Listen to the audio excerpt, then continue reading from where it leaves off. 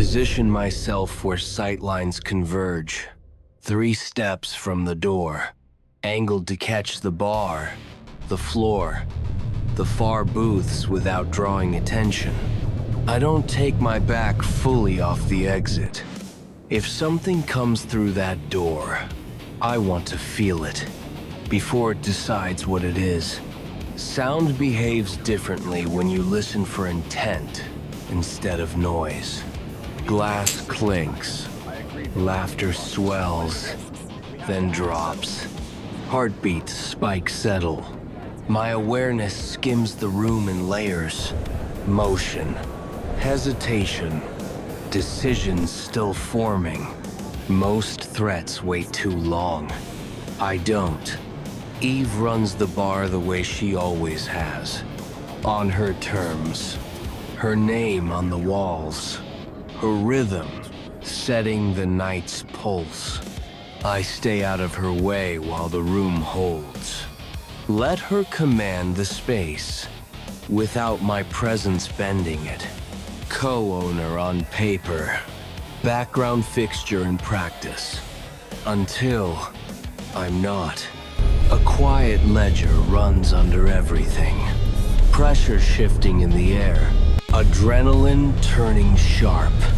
Attention lingering longer than it should. I don't look for trouble. Trouble leans toward her on its own. When it does, I step in. Not before. Not unless I have to. The werewolf in the middle booth misses the shift. Unseasoned. Careless. Wearing pack confidence he hasn't earned. I catch the rise in his pulse before his glass hits the table too hard. Eve hasn't looked up yet. I move. The pattern under my skin responds first.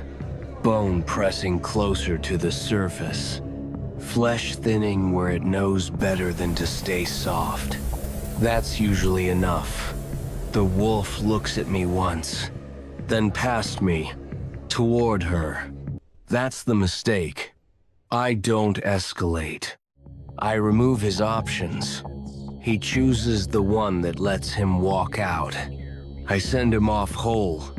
That's the standard. Broken bodies draw attention Eve doesn't need. She's always been clear about that. Long before she knew the decision was being made for her. When I step back inside, the bar has already shifted. She's counting tips, half-seated on the counter. The posture she falls into once the adrenaline drains. A bone folk has drifted close without being summoned. Arm angled toward her, like it knows what's coming. She's doodling on it again. The bone folk have never set off a warning in me.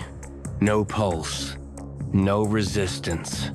People treat them like furniture, useful decor, things without will. But things without will don't linger. They don't drift closer, and they don't choose. I return to my position and let the tension ease by degrees. Whatever lives under my skin follows. Bone yielding, flesh reclaiming space. The marks along my arms and ribs don't settle where they were before. They never do. Lines rethread themselves, reshaping as the body remembers a different version of itself. The room clears.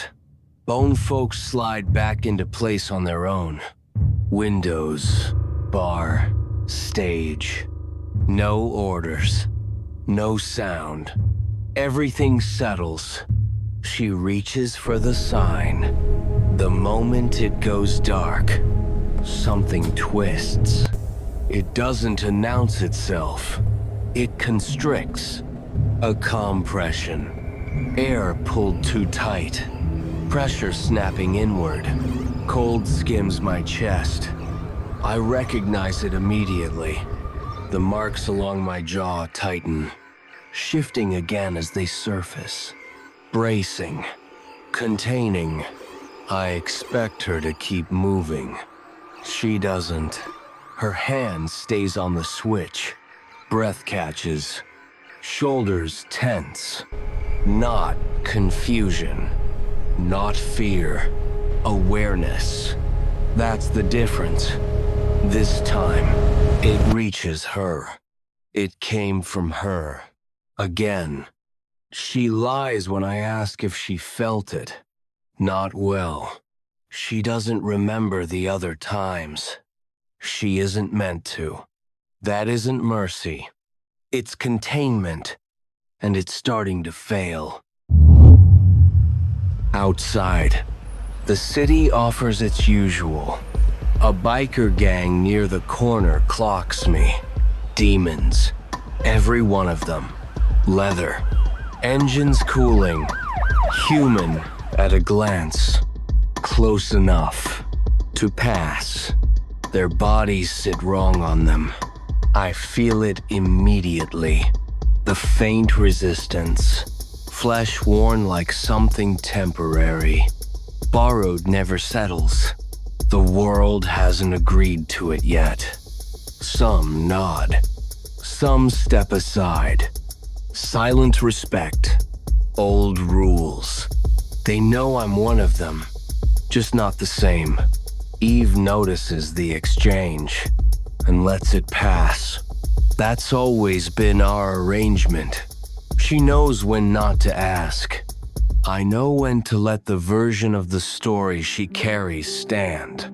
2 kids sent out too early, side by side, before either of us had language for what we'd lost or what we'd been given. It's close enough to the truth to function. At the puddle, her stride breaks, barely.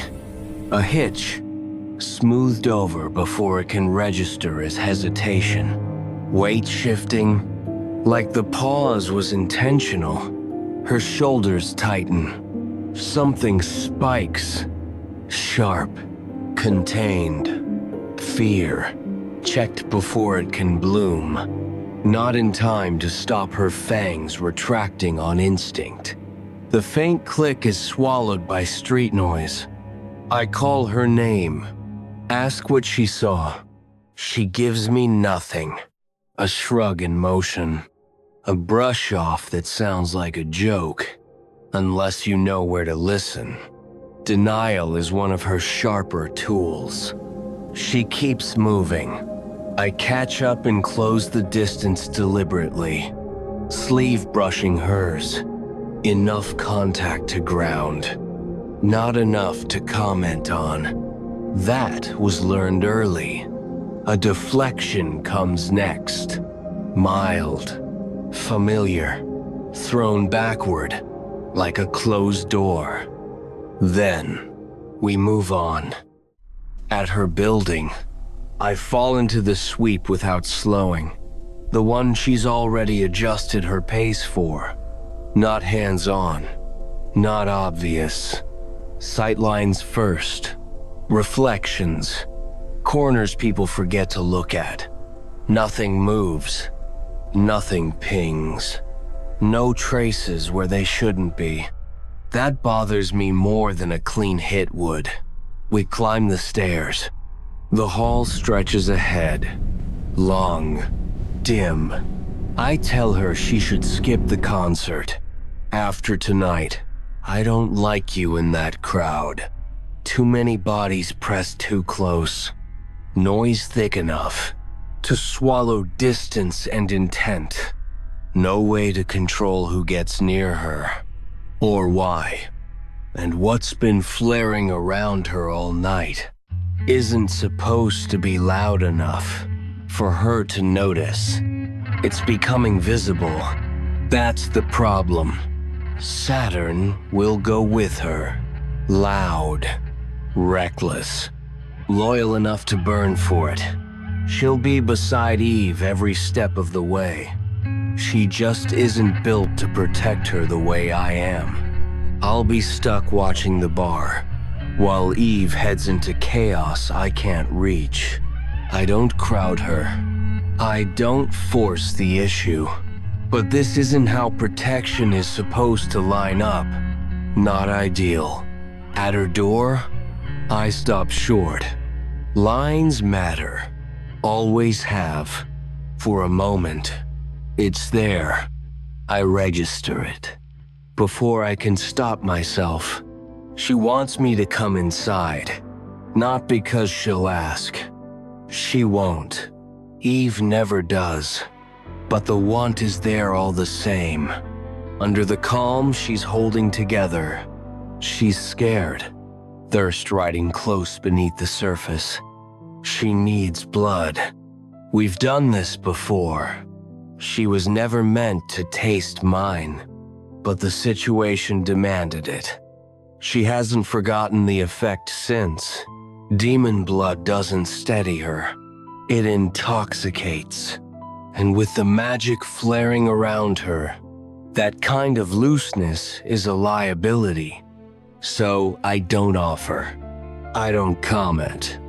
I stay where I am. She'll make do with what she has instead. Bottled, measured, safe. Besides, her damn cat can't bear the sight of me. Animals react first. I tell her to message me if anything shifts. She agrees, the way she always does. Half serious, half defiant, pretending she isn't already counting on me to notice first. The door closes. I don't leave. From the roof, I watch her window light. Then dim. An echo of disturbance hums under my skin. Old. Recognizable. Dormant. For now. My hand drifts to the mark beneath my ribs. Not a sigil. Not something that can be triggered or silenced. It was burned into me when I was forged. A thread anchored to a life that was never meant to disappear. The lines shift faintly under my palm, responding to her presence even now. I ignore the pull. Not yet. Blackpoint recalibrates around her absence. Subtle, predatory, like something ancient, remembering where its attention belongs. I stay, until the tension loosens, until the pull quiets. Then, I withdraw into the night. Guard duty never ends.